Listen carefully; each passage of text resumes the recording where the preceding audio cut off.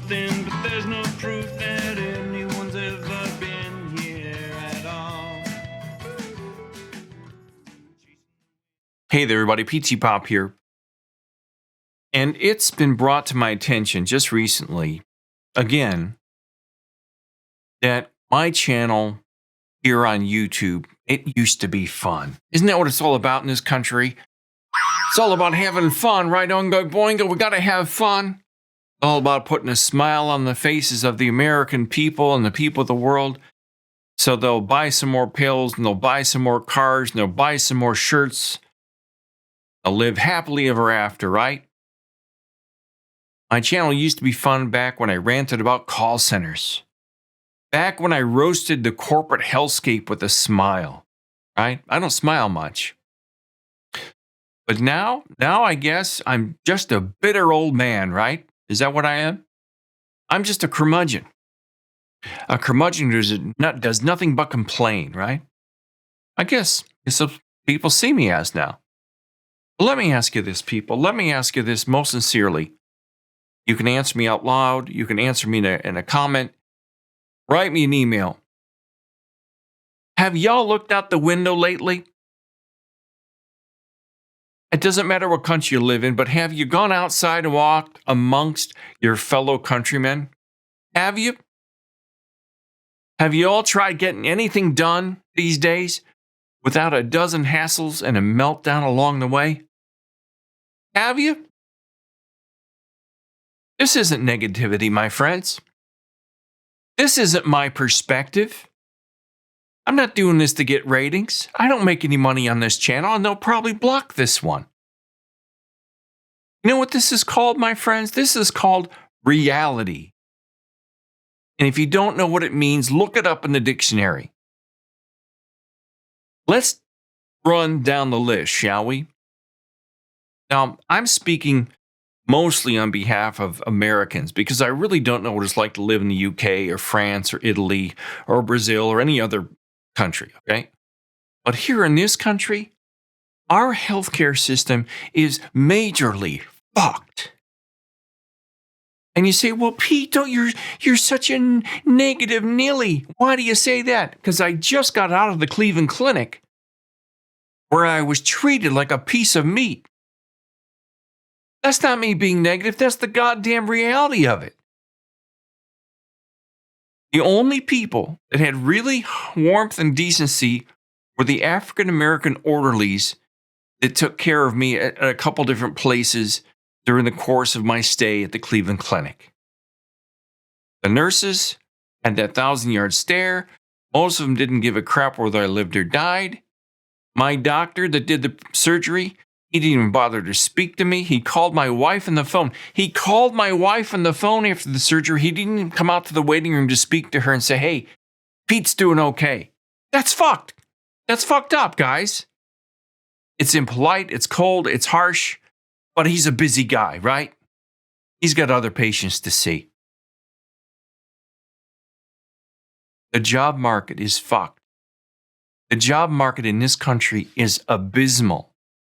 They say the unemployment rate is only 4%. Go onto TikTok and Instagram and Facebook and look at all the hundreds of thousands of people that have been laid off just within the last few months. Microsoft, Amazon, some of the biggest employers in the country are laying people off in droves by the thousands. But the news media, what did they say? Unemployment's at 4%. We're just doing great, people. They're just living that oingo boingo world. Paying rent, buying food, affording the basics of life. A full-blown struggle session. A full-blown struggle session. I tell you what, I went to my childhood apartments that I lived in for 3rd and 4th grade in 1974 to 1976. That's a long time ago. Long time ago. Back then, rent was $225 a month. More than affordable for my drunken father, who was holding down a second shift job, believe it or not, as a quality assurance rep at a torpedo factory in Euclid, Ohio. How he managed to swing that job, but I don't know. Thank God we didn't go to war and have to use our torpedoes, because they probably will find some vodka bottles inside those torpedoes. But back then, those apartments were affordable. I went over there a couple months ago to visit my small town. And I went to those apartments and I walked into the leasing office and I said, "Hey, how much does it cost to rent an apartment here these days?" The woman said, $1,500 a month. You need 3 times the rent and salary to afford to live there. I said, "Why $1,500 a month?" She goes, "Well, it's on the second floor. We just renovated it. If you want a cheaper one, we got it for $1,200 on the first floor." Keep in mind, these are teeny tiny apartments, 2-bedroom apartments. Maybe, if you're lucky, maybe 800 to 900 square feet of space. I couldn't afford that. I can't find a job here paying more than $15 an hour here in Cleveland. Homelessness in our country, I don't know about the rest of the world, but homelessness is at an all-time high. People are living in their cars. They're living in their cars. Not because they're gallivanting around the Grand Canyon with some, camel toe pants on and a nice tight halter top with their golden retriever, and waking up in the morning looking over the red rocks of Sedona with a cup of cappuccino as the cool morning desert air washes over their bodies, making their nipples stiff. No, these are people that can't afford to live in a $1,500 a month apartment and put food on the table and have health insurance. And some of these people living in their cars are working. They're actually employed. These are not people that are gallivanting around, Quartzsite, Arizona with Bob Wells. Homelessness is at epidemic proportions while CEOs build wine cellars inside their house and go on trips in their magnificent yachts with their leather mistresses. Am I being facetious? No, these men are psychopaths and sociopaths. The very people that run this company that I'm speaking on this platform, the people that own Google, our children are being abducted, literally and mentally. And yet, a couple of days ago on the news, our President Donald Trump, told the world that there is no list. You know what the list I'm talking about? There's no. Oh, no. No, you're all mistaken. And Bondi, all these lunatics. Oh, no. Yeah, that's. Oh, you misunderstood us. Even though we've got them on record, visual record saying there's a list and we're going to release it. Nope. You didn't hear it right.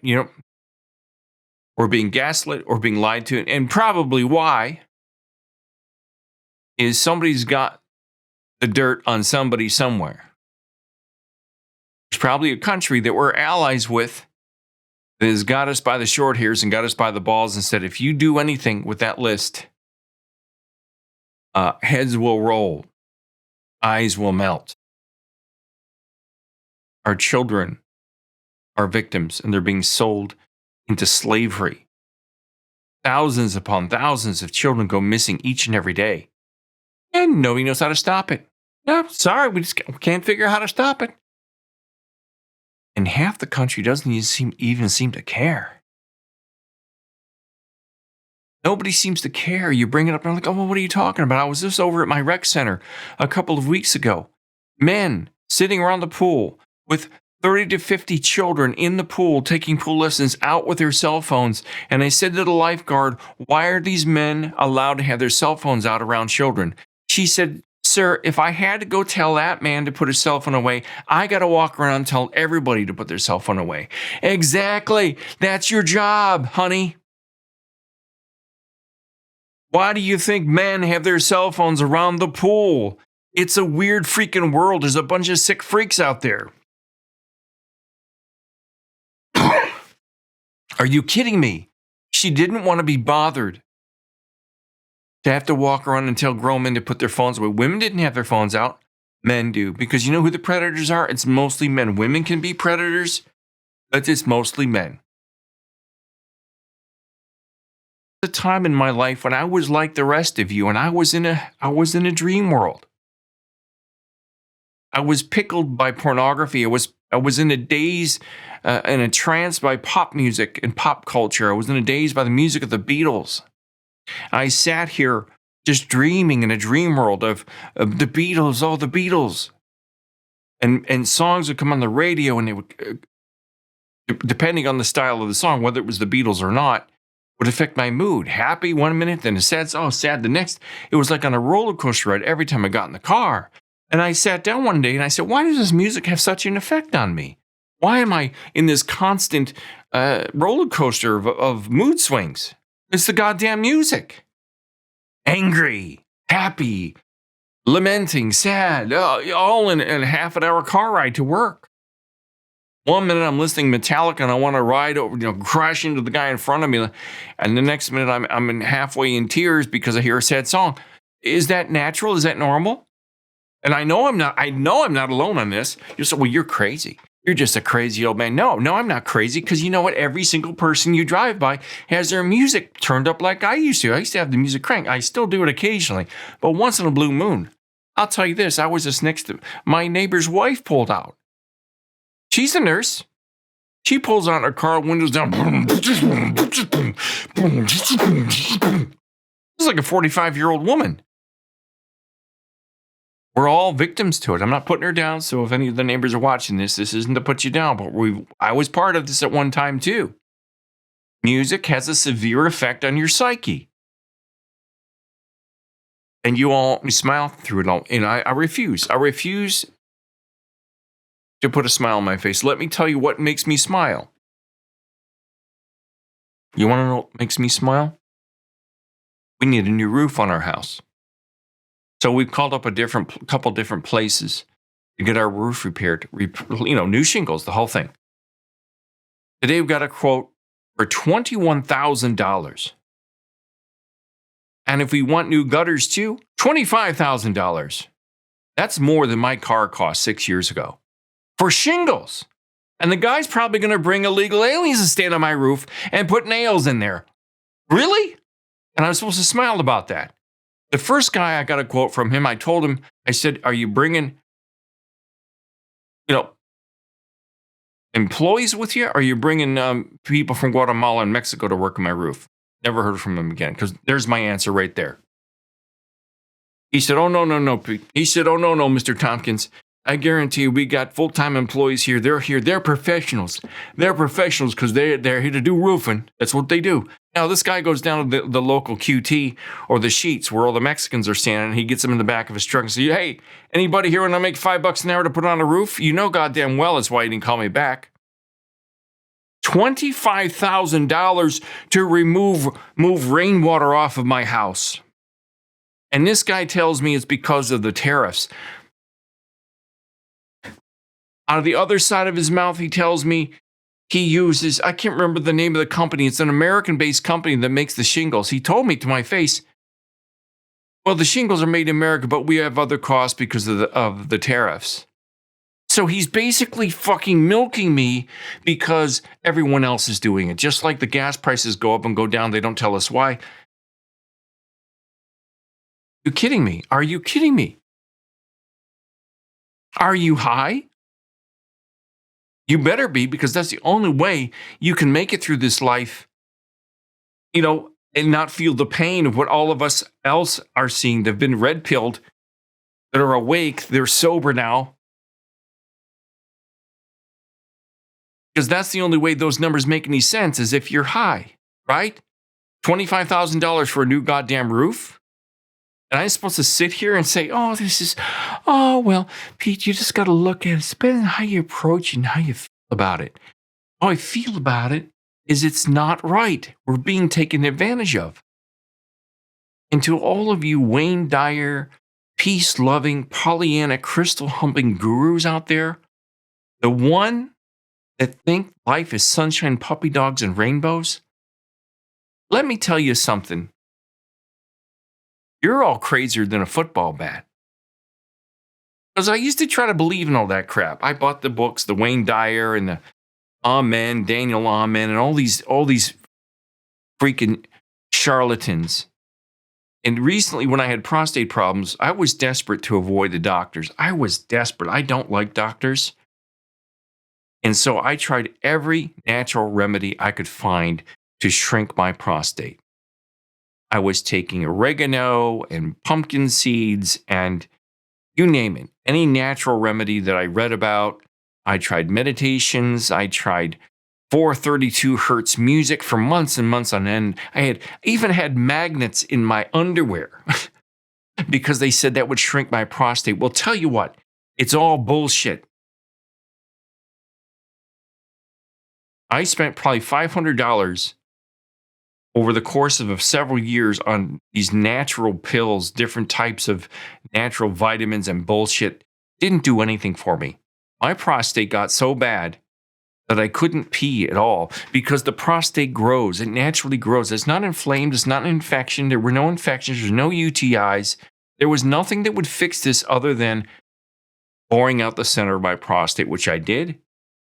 And despite that, my doctor didn't contact me or my wife more than 20 seconds after the surgery. He did a great job and I'm peeing like a champ, but none of these Wayne Dyer natural remedies, magnets and crystals in my pants would ever help me. It's a lie. It's a complete and utter lie. So if I sound bitter, if I sound angry, it's because I'm paying attention to what's going on around me for the first time in my life. The world doesn't suck because I said it does. It sucks because it does. And if you think otherwise, then you're either rich, in denial, or mentally living in a different planet, or physically living in a different planet.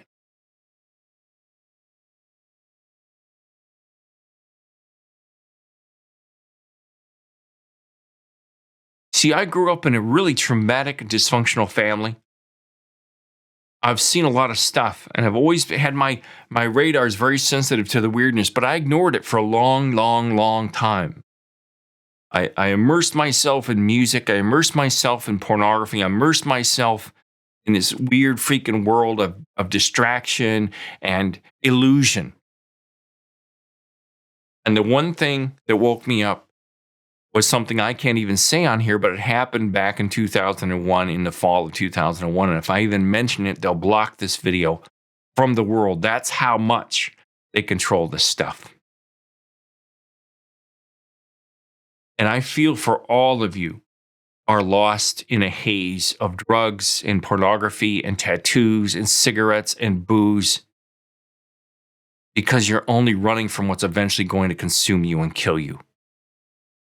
And in the meantime, they've got you and me fighting each other. They've got you and me going after each other like rabid dogs when the real enemy is out there making the videos, making the porn, abducting our children, making crazy laws, lying to us, gaslighting us, getting us hopped up on pills.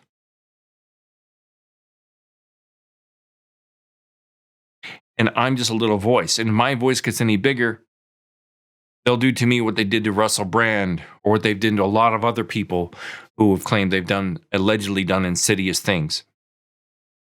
I'm just an old, bald, overweight 60-year-old man who gives a crap because I want you all to wake up, but most of you can't face it. It's hard. It's hard to face reality. It is painful. I live in a world right now where my wife has MS and epilepsy. I've got stomach problems. And we don't know day to day if my wife's going to keep her job. And I'm at a place where I make no money at this and I can't find real work. I've got to get something. I'm still looking. I live in a reality. I'm forced to live in a reality. So call me what you want. Old, grumpy. If you don't like me, if you don't want to face reality, then take another toke, stick another needle in your arm, put another line up your nose, go back to ex-hamster and jerk your gherkin. But you're only fooling yourself. You're fooling yourself and you're running from monsters. Monsters who are treating you like garbage.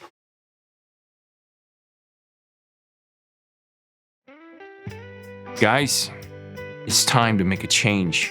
We've got to stand for one another, because nobody else is going to do it. No one stands up for us. Yeah, I know I thought it strange when you told me that one day your dreams would change, that you were a sucker for the strong, silent type. You told me how after all these years, how the crossroads dropped you off and left you here. Now once you leave, you can never go back. Now I've walked 1,000 miles in your shoes. My clothes are torn and tattered, my heel bruised, and I think I understand you now.